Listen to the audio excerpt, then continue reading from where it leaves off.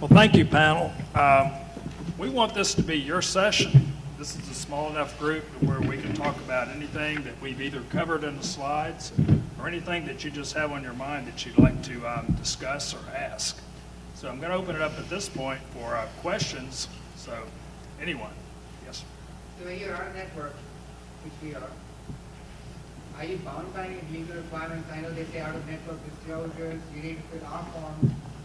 We have forms, they have notices everywhere, and we send them a legal notice 4 years ago saying, we have forms everywhere, we're not going to use your forms. Of course, if you kicked it out of delisted us, we didn't care. However, when we are on network, are you bound by the rules? Well, you're bound by the rules. Let me repeat the question. This session's actually being recorded, and y'all don't have a microphone, so. Well, that was a long question, but Are you bound by the rules if you're on a network? Them coming, recouping, them requiring you to fill their forms? The question is, are you bound by the rules if you're out of network to follow the in-network procedures? if you are in network, the rules are very different than if you're out of network. What has happened is there's many providers such as yourself that you just mentioned. You create your own forms, and you have Aetna or Cigna or somebody coming back saying your form is not appropriate, use our form. I will tell you the Texas Department of Insurance and the Attorney General's office is very, very aggressive in creating one form that is approved that will be used amongst all the payers. So that's something that we see coming down the pike. As it relates to in-network, you know, the requirements as it relates to in-network are different. But you should see shortly, I think there'll be a consolidation of forms into one form used by all the payers. Good question. Someone else? Rick. Question for Jeff. You were saying that capitation may become like an insurance company. We have some capitation agreements. Are there any regulations, requirements by the Texas Board of Insurance that apply to us? Question is, Jeff had mentioned that with capitation you become an insurer. Are there any requirements that would restrict you on the insurance side? The answer is no for the most part, but you know, I was using it more for illustrative purposes because you are now accepting the risk that the insurance carrier would have otherwise carried. But to take capitation, no, you do not have any regulatory filings that you have to file with the state or any of the other regulatory bodies. Someone else? If y'all don't ask questions, then I'll start asking questions. And let me tell you, I have some really lame questions here. Mm-hmm. So please, anyone? Okay. Oh, here we go. Yes, sir. To what extent do you see defined reimbursement and benefit plans influencing your revenue, and specifically with respect to high deductibles and balance billing? I think that was for me. The question was, how do you see high deductibles and balance billing impacting the reimbursement going forward? Declining reimbursement trends. I'm not sure that we asked your question back correctly, but you're saying defined benefit plans or declining benefit plans? I think a lot of third-party administrators are now writing plans that are reimbursement as a percentage of Medicare. Yes. And so, go in network or out of network, you can go anywhere, but the plan is only going to pay X, say 170% of Medicare. Well, what? Go ahead. Sorry.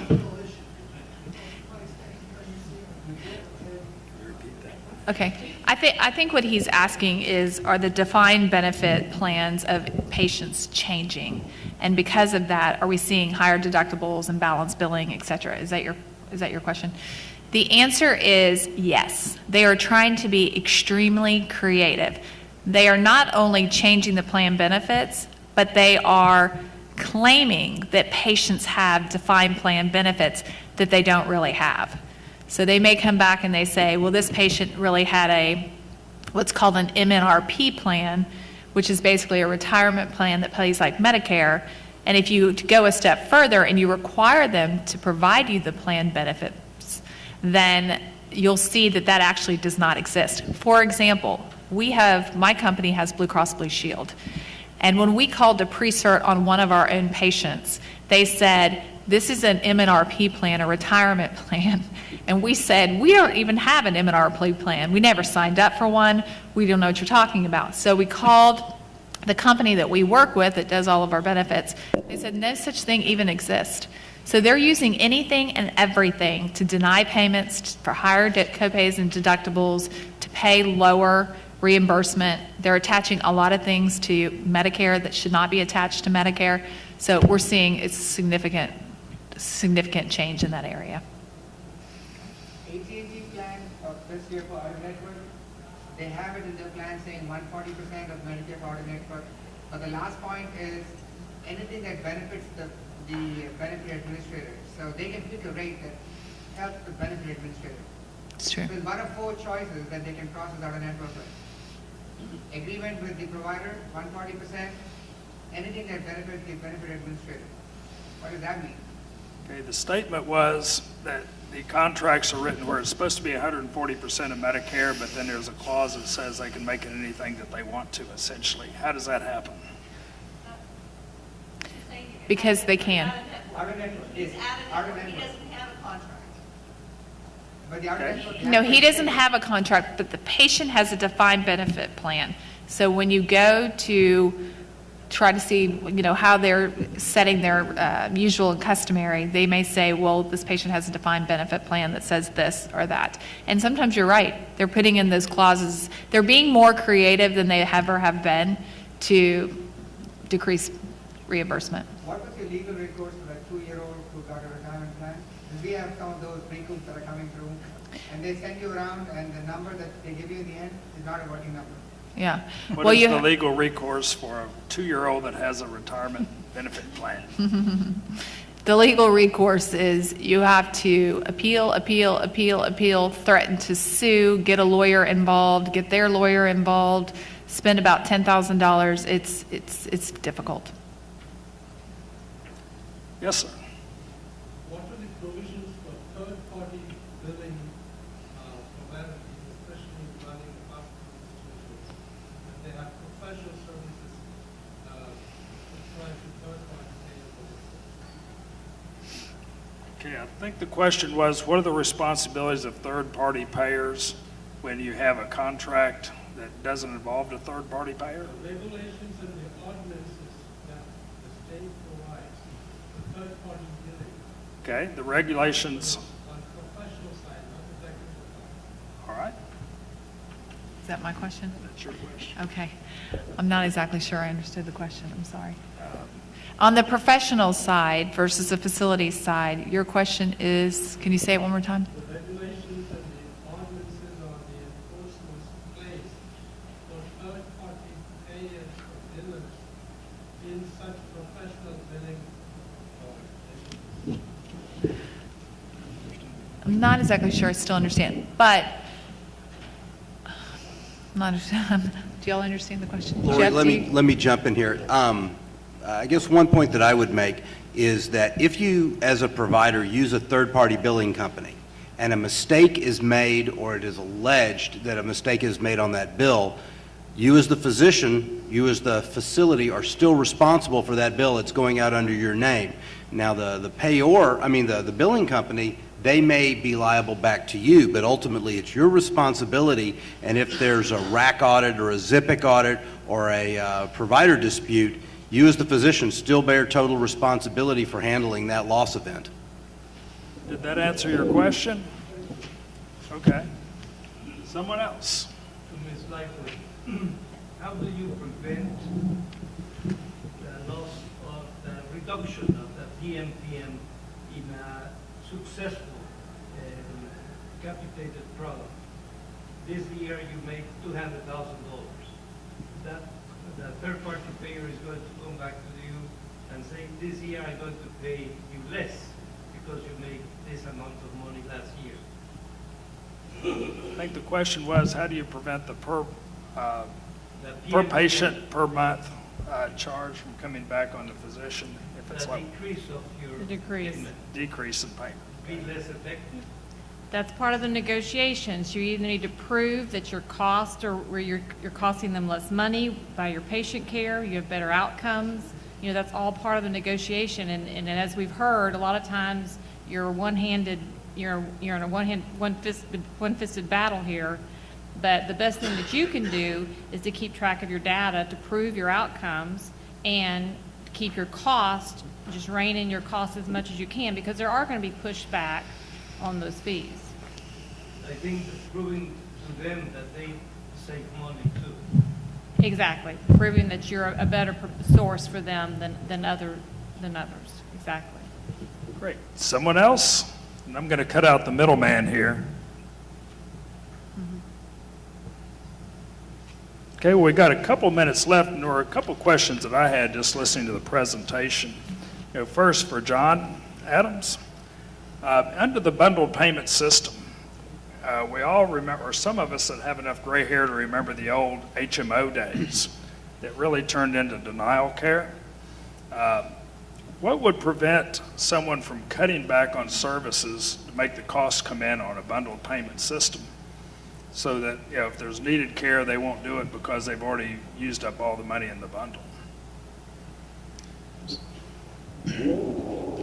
So under the episode of care during that admission, Right. well, if they're an ethical physician, I guess you start there. But no, you're going to have to prove your quality as well as your cost to the payer eventually with your clinical integrated system.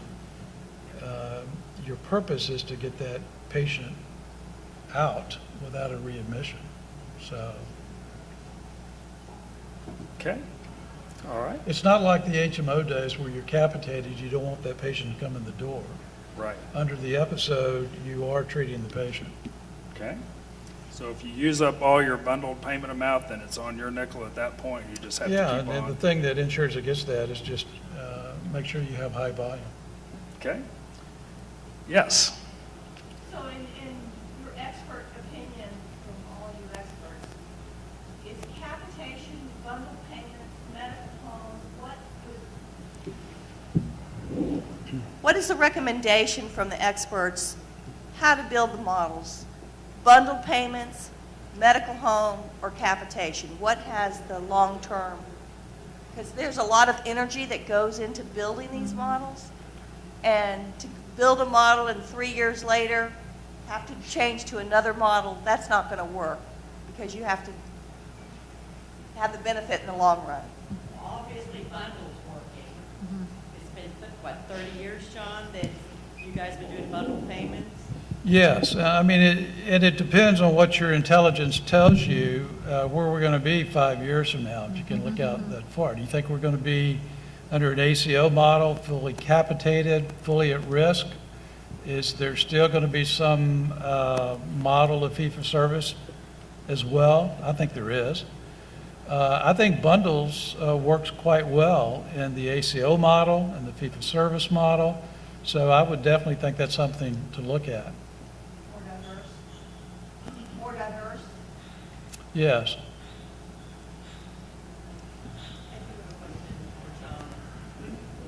Do you remember back when? I'm not that old. For those that want to start doing bundle payments and those kind of things, did you guys have a problem with hitting your stop loss insurance? Well, A few times more than you wish you would have?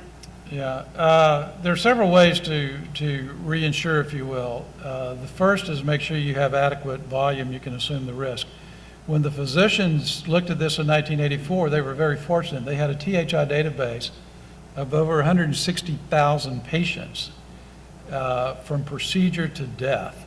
So they were able to evaluate the cost, the length of stay, the care given on 160,000 patients. And they saw that there was a central mean where everyone congealed with a couple of outliers. One, the patient was very sick, had surgery and died, never made it out of the hospital, which increases the cost. And then there were some others associated with complications. So they determined that they were able, based upon the volume back in the 80s, what they were seeing in cardiovascular surgery, that they could assume that risk and share the risk among all the physicians participating. So there was no outside reinsurance. Second way is to make sure in your contracts with the payers that you put some outlier language in there and the payer reinsures against outliers. And then the third would be purchase reinsurance, as Jeff was speaking about, but we have not done that.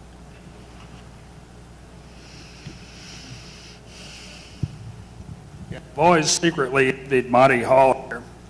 Other questions?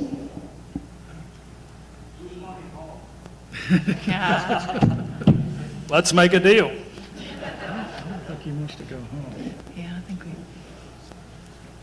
Okay, well, I've got one last lame question here, and this is for Jeff. Jeff, you mentioned that there could be leakage when you would have people going out of network. How does that happen in a narrow network system?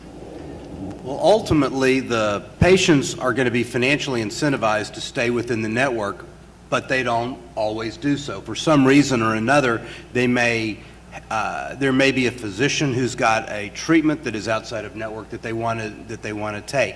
They may just go there and the doctor bill on an out-of-network patient basis. We can't force those patients to only use our providers within the network, so that if they do it in association with the payors and with the payors' permission, then that money is not going to be captured, and it's going to go outside of the network, and the provider's revenue is going to be reduced accordingly. Great, thank you. All right, and I've got one last question, and I'm going to direct it to Lori here. Okay. Talking about everything being out there being based on price, there's Castlight, Healthcare Blue Book, and people are looking, but when you look at those measures, you don't see a qualitative difference between a lot of providers. So it's sort of like when you go to the restaurant and they bring the menu that has only the items and no prices. You know, when I go to one of those and they bring that menu to my wife, I say, I want the menu with only the prices. Well, right now, consumers are seeing only the prices. Do you think that price transparency will drive quality transparency? Yes. I think price transparency is where we're headed. I really do. And I believe that even our own PAC, and we're out of network in most of our facilities, some of our facilities are in network, we believe that price transparency will actually allow the patients to have more control, to be more involved, and not put 100% of the control into the payer's hands. Okay, great. And actually, John's the only one that didn't have a chance to answer a question, so I've got to put him on the spot before we wrap up today and have our drawing in about 30 seconds for the door prize. And that is, we talk about protecting assets. I mean, and the one bottom line I see in all these proposals out there is that the physician gets paid less.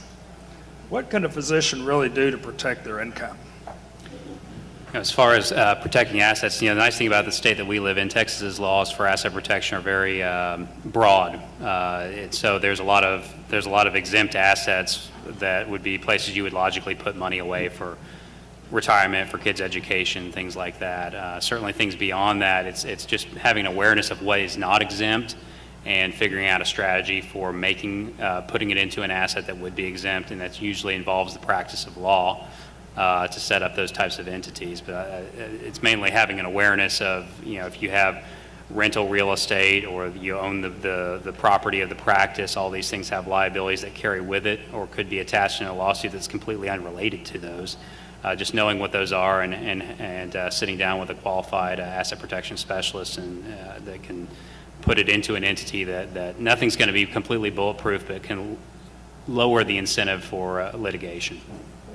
Well, thank you all for